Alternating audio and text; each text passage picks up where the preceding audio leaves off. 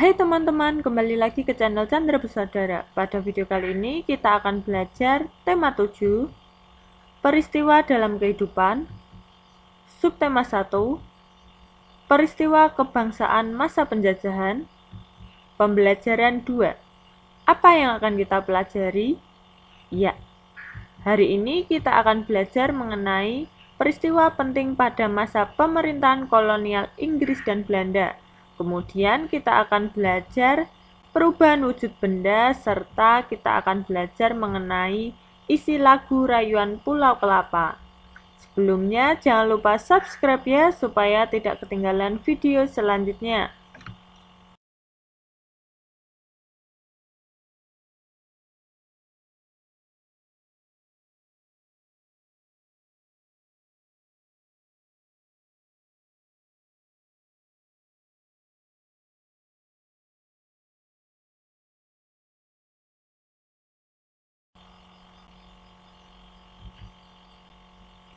Bangsa-bangsa Eropa mulai memperkuat dan melanggengkan kekuasaannya di Indonesia.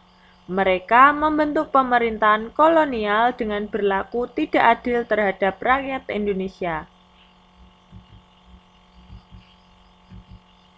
Demi mewujudkan semboyan 3G, bangsa-bangsa Eropa di Indonesia membentuk pemerintahan kolonial di Indonesia.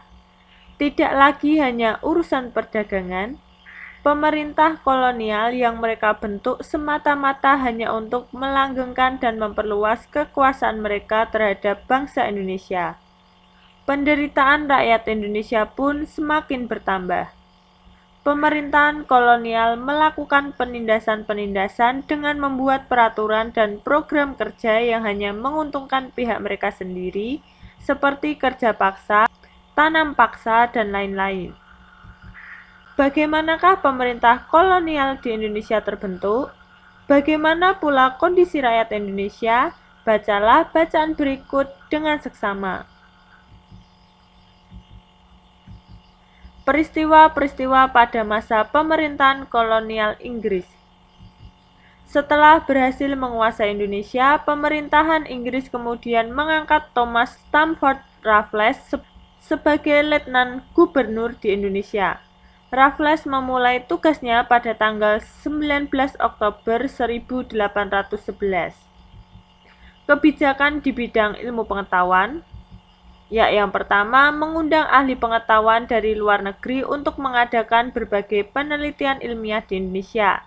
Yang kedua, Raffles bersama Arnoldi berhasil menemukan bunga bangkai sebagai bunga raksasa dan terbesar di dunia.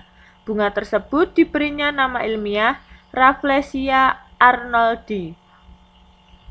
Yang ketiga, Raffles menulis History of Java dan merintis pembangunan Kebun Raya Bogor. Kebun Raya Bogor merupakan kebun biologi yang mengoleksi berbagai jenis tanaman di Indonesia, bahkan dari berbagai penjuru dunia. Kebijakan di bidang ekonomi. Yang pertama, menghapus kontingenten penyerahan diganti dengan sistem sewa tanah. Yang kedua, semua tanah dianggap milik negara, maka petani harus membayar pajak sebagai uang sewa. Upaya Raffles menerapkan sistem pajak tanah mengalami kegagalan karena faktor-faktor berikut. Yang pertama, sulit menentukan besar kecilnya pajak bagi pemilik tanah karena tidak semua rakyat mempunyai tanah yang sama. Yang kedua, sulit menentukan luas sempitnya dan tingkat kesuburan tanah petani. Yang ketiga, keterbatasan pegawai-pegawai Raffles. Yang keempat, masyarakat desa belum mengenal sistem uang. Kebijakan di bidang pemerintahan, pengadilan, dan sosial. Dalam bidang ini, Raffles menetapkan kebijakan berikut. Yang pertama, Pulau Jawa dibagi menjadi 16 karesidenan termasuk Yogyakarta dan Surakarta. Yang kedua, setiap karesidenan mempunyai badan pengadilan. Yang ketiga, melarang perdagangan budak. Peristiwa-peristiwa pada masa pemerintahan kolonial Belanda. Pada tahun 1595, Belanda berangkat dari Eropa di bawah pimpinan Cornelis de Houtman dan sampai di Indonesia pada tahun 1596 dengan mendarat di Banten. Sejak pelayaran de Houtman, banyak berdiri perusahaan-perusahaan dagang Belanda yang masing-masing memiliki kapal sendiri dan berlayar ke Indonesia. Nah, kemudian pembentukan VOC. Pedagang Belanda dengan didukung oleh pemerintahnya membentuk kongsi dagang yang bernama VOC pada tanggal 20 Maret 1602. Tujuan VOC di Indonesia antara lain sebagai berikut. Yang pertama, menguasai pelabuhan-pelabuhan penting. Yang kedua, menguasai kerajaan-kerajaan di Indonesia. Dan yang ketiga, melaksanakan monopoli perdagangan rempah-rempah. Pengalihan kekuasaan VOC kepada kerajaan Belanda. Memasuki akhir abad ke-18, kejayaan VOC mulai merosot. Faktor internal yang menyebabkan kemerosotan VOC adalah sebagai berikut. Yang pertama, banyak pegawai VOC melakukan korupsi. Yang kedua, sulitnya melakukan pengawasan terhadap daerah penguasaan VOC yang sangat luas. Faktor eksternal yang menyebabkan kemerosotan VOC adalah sebagai berikut. Yang pertama, meletusnya revolusi Prancis menyebabkan Belanda jatuh ke tangan Prancis di bawah pimpinan Napoleon Bonaparte. Yang kedua, penentangan oleh rakyat Indonesia terhadap VOC dalam bentuk peperangan yang banyak menyedot pembiayaan dan tenaga. Pada tanggal 15 Januari 1808, Herman W. Daendels menerima kekuasaan dari Gubernur Jenderal Wyss. Daendels dibebani tugas mempertahankan Pulau Jawa dari serangan Inggris karena Inggris telah menguasai daerah kekuasaan VOC di Sumatera, Ambon, dan Banda. Sebagai Gubernur Jenderal, langkah-langkah yang ditempuh Daendels antara lain sebagai berikut. Yang pertama, meningkatkan jumlah tentara dengan cara mengambil dari berbagai suku bangsa di Indonesia. Yang kedua, membangun pabrik senjata di Semarang dan Surabaya. Yang ketiga, membangun pangkalan armada di Anyer dan Ujung Kulon. Yang keempat, membangun jalan raya dari Anyer hingga Panarukan sepanjang lebih kurang 1.100 km. Dan yang kelima, membangun benteng-benteng pertahanan. Daendels menerapkan sistem kerja paksa atau rodi. Daendels juga melakukan berbagai usaha untuk mengumpulkan dana dalam menghadapi Inggris. Antara lain mengadakan penyerahan hasil bumi, memaksa rakyat menjual hasil buminya kepada pemerintah Belanda dengan harga murah, mewajibkan rakyat Priangan untuk menanam kopi dan menjual tanah-tanah. Buatlah perbandingan pelaksanaan pemerintah kolonial Inggris dan Belanda. Buatlah perbandingan dengan menggunakan prinsip apa, di mana, kapan, siapa, mengapa, dan bagaimana. Ya, pemerintahan kolonial Inggris dan Belanda. Kita awali terlebih dahulu, siapakah tokoh yang paling terkenal pada masa pemerintahan kolonial di Indonesia? Ya, Inggris yang terkenal ialah Thomas Stamford Raffles, sedangkan Belanda yakni Cornelis de Houtman, Daendels, Jansen, dan Van de Bos. Yang kedua, di manakah daerah kekuasaannya? Ya, Inggris daerah kekuasaan VOC di Sumatera, Ambon, dan Sumatera, dan Banda. Kemudian Belanda hampir seluruh wilayah Indonesia. Selanjutnya, kapankah waktu pemerintahan kolonial di Indonesia dimulai? Ya, Inggris tahun 1811 sampai 1818, sedangkan Belanda 1602 sampai 1945. Berikutnya, Selanjutnya, kebijakan apa yang diambil selama pemerintahan kolonial berlangsung? Ya, Inggris menerapkan sistem sewa tanah, kemudian pembagian wilayah Pulau Jawa menjadi 6 wilayah karesidenan, serta kerja rodi. Sedangkan Belanda yang diterapkan yakni penyerahan hasil bumi, tanam paksa, undang-undang agraria, dan kerja rodi. Nah, bagaimana kondisi rakyat pada masa pemerintahan kolonial? Ya, Inggris maupun Belanda kondisinya sangat menderita. Selanjutnya, kita akan belajar melalui teks bacaan perubahan wujud benda.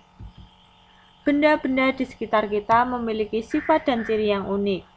Dengan memahami sifat-sifat benda, kita dapat mempelajari fenomena alam yang terjadi di sekitar kita dengan baik. Dengan memahami sifat benda, kamu tahu apa yang akan kamu lakukan ketika kamu berada di sungai, di laut, atau di danau.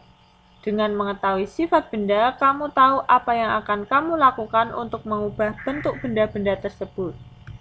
Ya, meskipun hanya 3 wujud benda, tetapi ketiganya dapat mengalami perubahan wujud dengan cara yang berbeda.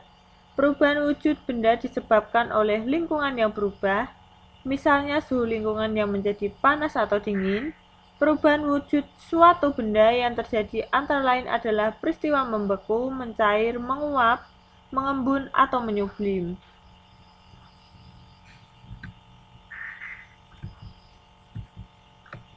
Membeku merupakan perubahan wujud benda cair menjadi benda padat. Perubahan ini terjadi karena suhu di lingkungan menjadi dingin. Benda cair akan membeku jika suhunya di bawah 0 derajat Celcius. Perubahan air menjadi es merupakan salah satu peristiwa yang sering dijumpai di kehidupan sehari-hari. Mencair merupakan peristiwa perubahan wujud benda padat menjadi benda cair akibat suhu yang panas.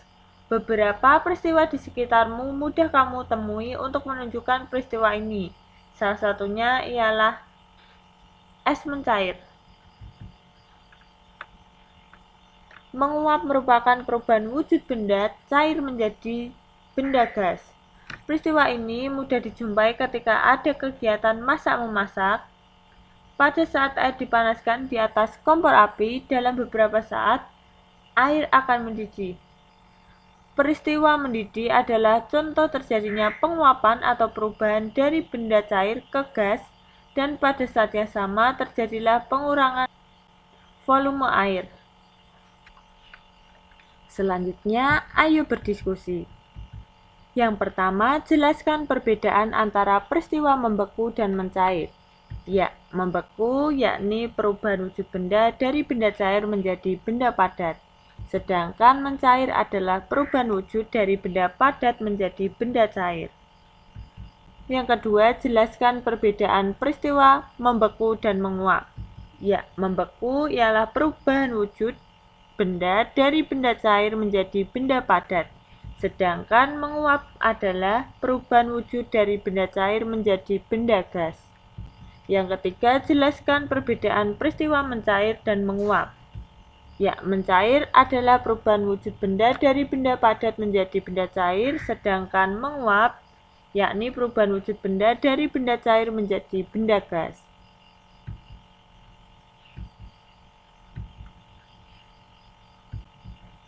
Yang keempat, apa saja yang menyebabkan terjadinya peristiwa membeku, mencair, dan menguap? Ya, perubahan lingkungan. Yang kelima, peristiwa sehari-hari apa sajakah yang menunjukkan terjadinya peristiwa mencair? Ya, es batu terkena sinar matahari. Yang keenam, peristiwa sehari-hari apa sajakah yang menunjukkan terjadinya peristiwa membeku? Ya, contohnya air disimpan di dalam lemari pendingin. Yang ketujuh, peristiwa sehari-hari apa sajakah yang menunjukkan terjadinya peristiwa menguap? Ya, genangan air di jalan terkena sinar matahari.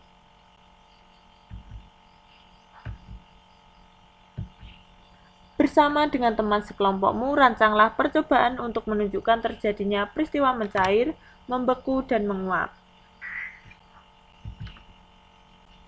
Yang pertama, siapkanlah alat dan bahan yang diperlukan. Yang kedua, tulislah tahap dan langkah-langkahnya. Yang ketiga, gambarlah setiap tahapan yang kamu rancang. Yang keempat, lakukan percobaan sesuai tahap yang telah kamu rancang. Yang kelima, catatlah setiap perubahan yang terjadi dengan seksama. Yang keenam, buatlah laporan hasil percobaanmu ke dalam sebuah poster. Yang ketujuh, pada poster jelaskan perbedaan utama ketiga peristiwa perubahan wujud benda tersebut.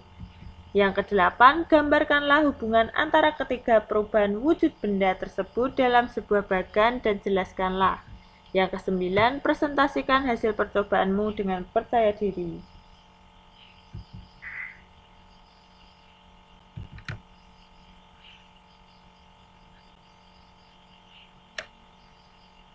Ya, peristiwa perubahan wujud benda disajikan dalam bentuk poster. Terdapat gambar, yakni ada benda padat, cair, dan gas. Ya, kita lihat panahnya. Ketika peristiwa membeku, ya dijelaskan, membeku adalah peristiwa perubahan zat cair menjadi zat padat. Sedangkan jika mencair, yakni peristiwa perubahan zat padat menjadi cair, sedangkan menguap adalah peristiwa perubahan zat cair menjadi gas.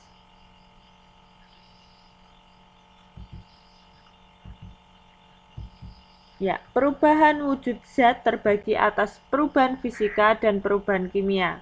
Perubahan fisika adalah perubahan suatu zat tanpa menghasilkan zat baru.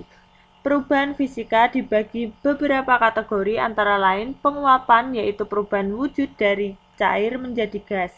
Pengembunan, yaitu perubahan wujud dari gas menjadi cair.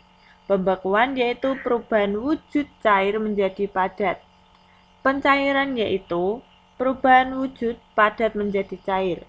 Penyubliman, yaitu perubahan wujud padat menjadi gas. Dan penghabluran, yaitu perubahan wujud dari gas menjadi padat. Kamu telah mempelajari wujud-wujud benda berupa padat, cair, dan gas beserta sifat-sifatnya. Benda berwujud gas tidak dapat dilihat tetapi dapat dirasakan. Contohnya adalah angin. Saat kamu di pantai, kamu dapat merasakan embusan angin. Angin juga menerpa daun-daun kelapa sehingga tampak melambai-lambai. Kini ayo berlatih menyanyikan lagu berjudul Rayuan Pulau Kelapa. Nyanyikanlah lagu Rayuan Pulau Kelapa dan bacalah notasi angkanya. Gerakan tanganmu dan badanmu sesuai tinggi rendahnya nada. Ya, berikut ini adalah lirik dari Rayuan Pulau Kelapa.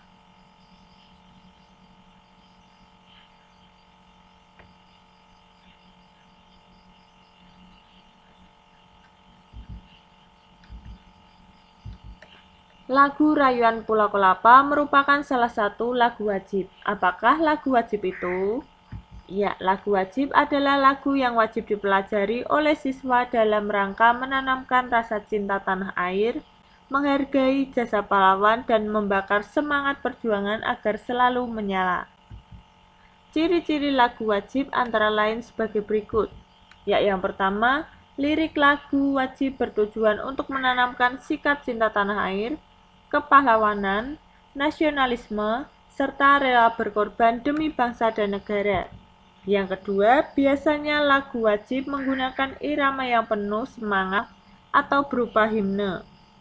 Yang ketiga, lagu-lagu wajib diajarkan, dipelajari, dan dihayati sesuai dengan maksud dan tujuan yang terkandung di dalamnya.